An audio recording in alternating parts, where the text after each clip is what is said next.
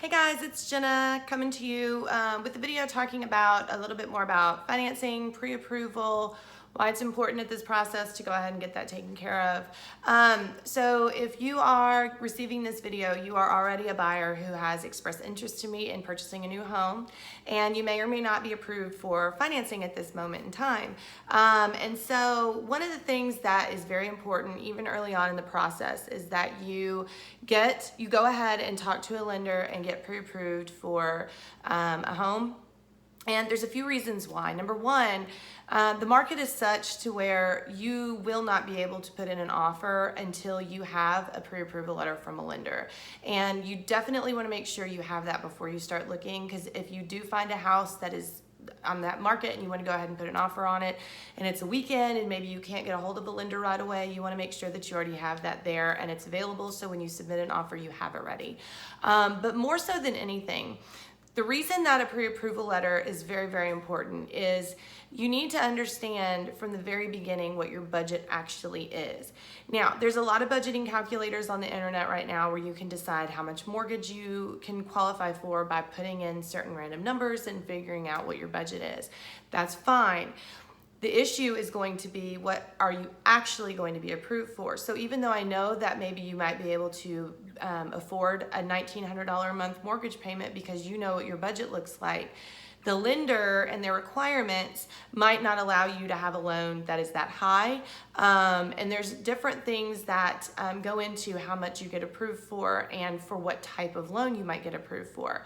So we have to know that from the beginning, and because we don't want you to be looking at houses in the $350,000 range if all you really realistically can get approved for is $250,000.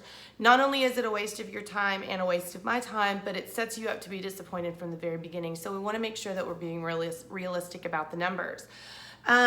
So there's various types of financing, and you either will get approved for a conventional loan, an FHA loan, or if you're a veteran and you are in the armed forces, you can qualify for a VA, which is Veteran Assistance Loan.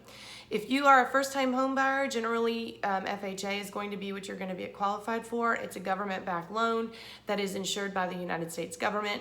The down payment requirements for that are a little bit lower, so it kind of helps first-time home buyers get into a house.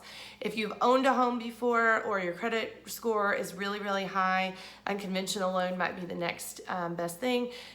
Conventional loans require a little bit more of a down payment, but when you've had a house or you're selling a house and you have equity in a house, generally you can afford to put a little bit more down.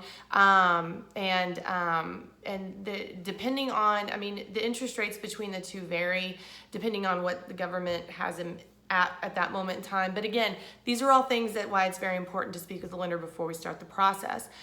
The other part of getting a pre-approval is it's going to show you how much money you're actually going to need to close. And that's another part of the process that's very important.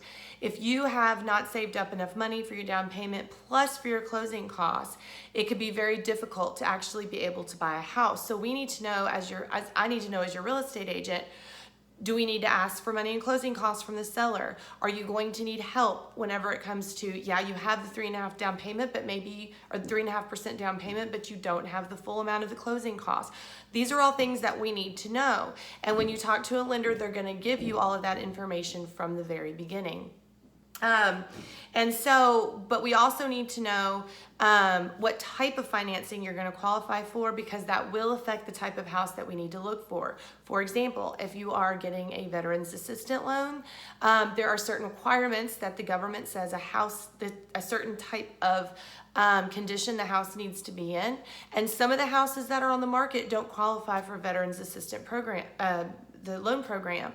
Maybe they need a new roof. Maybe the foundation is really bad and the seller's not willing to actually do any of those large repairs. So that would be a house that you couldn't even really go for in the first place. That's going to affect where we go, how we look, what kind of houses we look for. So if you need help getting your pre-approval, I do have lenders that I work with and can refer those over. I'm actually going to put those in the email that this comes out at.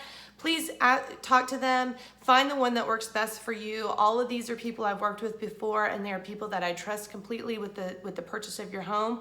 And once we get that going, we have the number that we're ready, we can start actually looking for some houses. Okay, happy mortgage hunting.